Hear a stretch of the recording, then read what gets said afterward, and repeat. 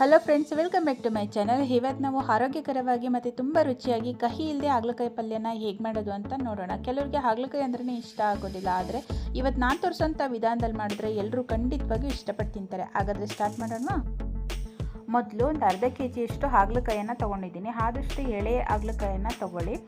ಬೀಜ ಇಲ್ಲದೆ ಇರುವಂಥ ಹಾಗಲಕಾಯಿ ಆದರೆ ಬೇಗನೆ ಬೇಯುತ್ತೆ ಮತ್ತು ಟೇಸ್ಟ್ ಕೂಡ ತುಂಬಾ ಚೆನ್ನಾಗಿರುತ್ತೆ. ಈಗ ಒಂದು ಫ್ರೈ ಪ್ಯಾನಲ್ಲಿ ಹಾಗಲಕಾಯನ್ನು ಚೆನ್ನಾಗಿ ತೊಳೆದು ಈ ರೀತಿ ಕಟ್ ಮಾಡ್ಕೊಂಡಿದ್ದೀನಿ. ಸಣ್ಣದಾಗಿ ಕಟ್ ಮಾಡಿಕೊಂಡು ಬೀಜ ಇದ್ದರೆ ಅವನ್ನೆಲ್ಲ ತೆಗೆದುಬಿಡಿ. ಎಳೆದಾಗಿದ್ದರೆ ಹಾಗೆ ಹಾಕ್ಕೊಳ್ಬೋದು. ಈಗ ಒಂದು ಅರ್ಧ ಸ್ಪೂನಷ್ಟು ಅರಿಶಿನ ಪುಡಿಯನ್ನು ಸೇರಿಸ್ಕೊಳ್ತಾ ಇದ್ದೀನಿ. ಹಾಗೆ ಒಂದು ಸ್ವಲ್ಪ ನಿಂಬೆಹಣ್ಣಿನ ಗಾತ್ರಕ್ಕಿಂತನೂ ಕಡಿಮೆ ಹುಣಸೆ ಹಣ್ಣನ್ನು ಹಾಕ್ಕೊಳ್ಬೇಕು. ಹಾಗೆ ಒಂದು ಅರ್ಧ ಗ್ಲಾಸಷ್ಟು ನೀರನ್ನು ಸೇರಿಸಿ ಇದಕ್ಕೆ ಸ್ವಲ್ಪ ಉಪ್ಪನ್ನು ಸೇರಿಸ್ಕೊಳ್ಬೇಕು. ಉಪ್ಪು ಮತ್ತು ಅರಿಶಿನ ಪುಡಿ ಹಾಗೆ ಹುಣಸೆ ಹಣ್ಣು ಇಷ್ಟನ್ನು ಸೇರಿಸಿ ಸ್ವಲ್ಪ ನೀರು ಹಾಕಿ ಚೆನ್ನಾಗಿ ಮಿಕ್ಸ್ ಮಾಡಿ ಒಂದು 10 ನಿಮಿಷ ಇದನ್ನು ಲೋ ಫ್ಲೇಮಲ್ಲಿಟ್ಟು ಬೇಯಿಸ್ಕೋಬೇಕು. ನೋಡಿ, ಈ ನೀರೆಲ್ಲ ಪೂರ್ತಿಯಾಗಿ ಅದು ಚೆನ್ನಾಗಿ ಬೆಂದು ನೀರು ಸೀಬೇಕು. ಅಲ್ಲಿವರೆಗೂ ಇದನ್ನು ಕುಕ್ ಮಾಡ್ಕೊಳ್ಬೇಕು. ಈಗ ಮಸಾಲೆ ರೆಡಿ ಮಾಡ್ಕೊಳ್ಳೋಣ. 1 ಸ್ಪೂನು ಕಡಲೆಬೇಳೆ ತೊಗೊಂಡಿದ್ದೀನಿ, 1 ಸ್ಪೂನು ಉದ್ದಿನಬೇಳೆ ತೊಗೊಂಡಿದ್ದೀನಿ, ಹಾಗೆ 1 ಸ್ಪೂನು ಧನಿಯಾ ಬೀಜನ ಹಾಕ್ಕೊಳ್ತಾ ಇದ್ದೀನಿ. ಹಾಗೆ ಒಂದು ಅರ್ಧ ಟೀ ಸ್ಪೂನಷ್ಟು ಜೀರಿಗೆನ ಹಾಕ್ಕೊಳ್ತಾ ಇದ್ದೀನಿ. ಹಾಗೆ ಒಂದು 5 ರಿಂದ 6 ಬೆಳ್ಳುಳ್ಳಿನ ತೊಗೊಂಡಿದ್ದೀನಿ. ಹಾಗೆ ಒಂದು ಖಾರಕ್ಕೆ ಎಷ್ಟು ಬೇಕಾಗುತ್ತೋ ಅಷ್ಟು ಬ್ಯಾಡಗಿ ಚಿಲ್ಲಿನ ಹಾಕ್ಕೊಂಡಿದ್ದೀನಿ. ಇದನ್ನೆಲ್ಲ ಈಗ ಫ್ರೈ ಮಾಡ್ಕೊಳ್ಬೇಕು. ಅದಕ್ಕೂ ಮೊದಲು ಹಾಗಲಕಾಯಿ ಬೆಂದಿದೆಯಾ ಅಂತ ಚೆಕ್ ಮಾಡ್ಕೊಳ್ಳೋಣ. ನೋಡಿ, ನೀರೆಲ್ಲ ಡ್ರೈ ಆಗಿದೆ. ಈ ರೀತಿ ಡ್ರೈ ಆಗಿ ಹಾಗಲಕಾಯಿ ಇದರಲ್ಲಿ ಆಲ್ಮೋಸ್ಟ್ ಬೆಂದಿರಬೇಕು.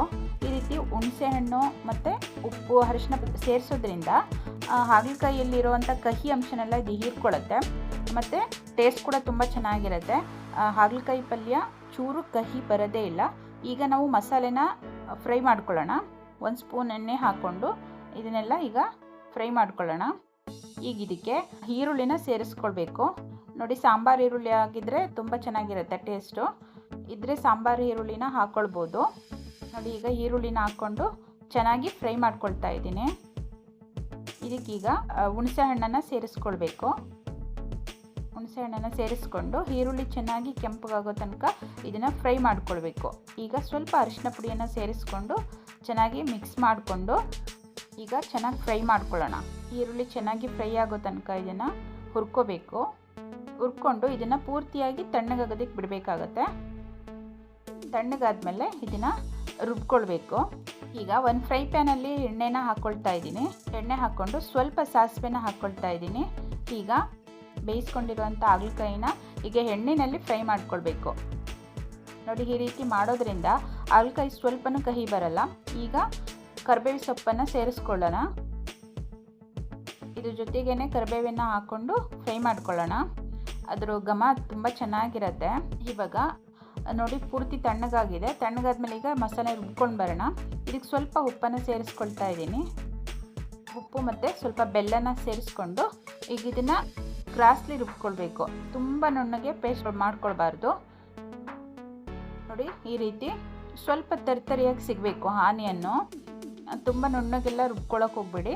ಸ್ವಲ್ಪ ತರಿತರಿಯಾಗಿ ರೀತಿ ರುಬ್ಕೊಂಡು, ನೀರೇನು ಹಾಕ್ಕೊಂಡಿಲ್ಲ ನಾನು, ಹಾಗೇ ರುಬ್ಕೊಂಡ್ರೆ ಇದನ್ನು ತುಂಬ ದಿನಗಳ ಕಾಲ ಇಟ್ಕೊಂಡು ತಿನ್ಬೋದು. ಅಷ್ಟು ಚೆನ್ನಾಗಿರುತ್ತೆ ಈ ಹಾಗಲಕಾಯಿ ಗೊಜ್ಜು. ಈಗ ನೋಡಿ, ಎಣ್ಣೆಯಲ್ಲಿ ಪೂರ್ತಿಯಾಗಿ ಬೆಂದಿದೆ. ಈಗ ಎಣ್ಣೆಯಲ್ಲಿ ಚೆನ್ನಾಗಿ ಫ್ರೈ ಆದಮೇಲೆ ಈ ಮಸಾಲೆನ ಇದಕ್ಕೆ ಸೇರಿಸ್ಕೊಳ್ಳೋಣ. ನೋಡಿ, ಮಸಾಲೆನ ಸೇರಿಸಿ ಚೆನ್ನಾಗಿ ಮಿಕ್ಸ್ ಮಾಡ್ಕೊಳ್ಳೋಣ. ಆಲ್ರೆಡಿ ನಾವು ಉಪ್ಪನ್ನು ಸೇರಿಸಿರೋದ್ರಿಂದ ಮತ್ತೆ ಉಪ್ಪನ್ನು ಹಾಕೋ ಅವಶ್ಯಕತೆ ಇಲ್ಲ. ಒಂದು ಸಲ ಚೆಕ್ ಮಾಡಿಕೊಂಡು ಬೇಕಿದ್ದರೆ ಸೇರಿಸ್ಕೊಳ್ಬೋದು. ನೋಡಿ, ಎಷ್ಟು ಚೆನ್ನಾಗಾಗಿದೆ ಅಂತ. ನಾವು ಇನ್ಸ್ಟೆಂಟಾಗಿ ಮಸಾಲೆನ ಈ ರೀತಿ ಮಾಡೋದ್ರಿಂದ ಹಾಗಲಕಾಯಿ ಪಲ್ಯ ತುಂಬಾ ಚೆನ್ನಾಗಿರುತ್ತೆ. ಇದನ್ನು ರೊಟ್ಟಿ ಜೊತೆಗೆ, ಅನ್ನದ ಜೊತೆಗೆ, ಬಿಸಿ ಬಿಸಿಯಾಗಿ ಅನ್ನದ ಜೊತೆಗೆ ತುಪ್ಪ ಹಾಕ್ಕೊಂಡು ತಿಂದರೆ ಅಂತೂ ತುಂಬ ಚೆನ್ನಾಗಿರುತ್ತೆ. ಮಕ್ಕಳು ಕೂಡ ತಿನ್ಬೋದು. ಒಂದು ಸಲ ಟೇಸ್ಟ್ ನೋಡ್ಕೊಳ್ಳಿ. ಎಷ್ಟು ಚೆನ್ನಾಗಿರುತ್ತೆ ಅಂದರೆ ಸ್ವಲ್ಪನೂ ಕಹಿ ಬಂದಿರೋದಿಲ್ಲ, ಅಷ್ಟು ಚೆನ್ನಾಗಿರುತ್ತೆ. ಇವಾಗ ಇದನ್ನು ಸರ್ವ್ ಮಾಡ್ಕೊಳ್ಬೋದು. ಇದನ್ನು ತುಂಬ ದಿನ ಇಟ್ಕೊಳ್ತೀನಿ ಅಂದರೆ ಇದಕ್ಕೆ ಕೊಬ್ಬರಿ ತುರಿ ಕೂಡ ಸೇರಿಸ್ಕೊಳ್ಬೋದು ಕೊನೆಯಲ್ಲಿ. ಇಲ್ಲ ಅಂತಂದರೆ ಫ್ರೆಶ್ ಆಗಿರುವಂಥ ಕಾಯಿ ತುರಿನ ಸೇರಿಸ್ಕೊಂಡು ತಿನ್ಬೋದು. ಈಗ ನೋಡಿ, ರುಚಿಯಾಗಿ ಮತ್ತು ಆರೋಗ್ಯಕರವಾಗಿ ಉಪ್ಪು, ಹುಳಿ, ಸಿಹಿ ಮುಂದೆ ಕಹಿ ಸ್ವಲ್ಪನೂ ಇಲ್ಲದೆ ರೆಡಿಯಾಗಿದೆ. ಇದನ್ನು ಬಿಸಿ ಬಿಸಿ ಅನ್ನದ ಜೊತೆ ತುಪ್ಪ ಹಾಕಿ ತಿಂದರೆ ತುಂಬಾ ಚೆನ್ನಾಗಿರುತ್ತೆ. ನಾನಿಲ್ಲಿ ಜೋಳದ ರೊಟ್ಟಿ ಜೊತೆ ಸರ್ವ್ ಮಾಡ್ಕೊಂಡಿದ್ದೀನಿ.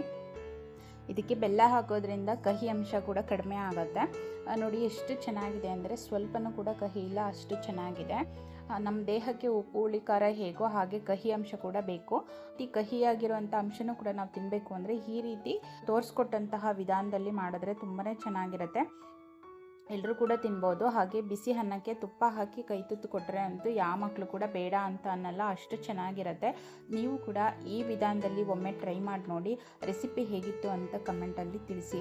ಈ ವಿಡಿಯೋ ಇಷ್ಟ ಆದರೆ ಲೈಕ್ ಮಾಡಿ, ಶೇರ್ ಮಾಡಿ, ಮತ್ತು ಇನ್ನಷ್ಟು ಹೆಚ್ಚು ರೆಸಿಪಿಗಾಗಿ ನನ್ನ ಚಾನಲನ್ನು ಸಬ್ಸ್ಕ್ರೈಬ್ ಮಾಡ್ಕೊಳ್ಳಿ ಅಂತ ಹೇಳ್ತಾ ಮತ್ತೆ ಸಿಗೋಣ ನೆಕ್ಸ್ಟ್ ರೆಸಿಪಿ ಜೊತೆ. Thank you for watching.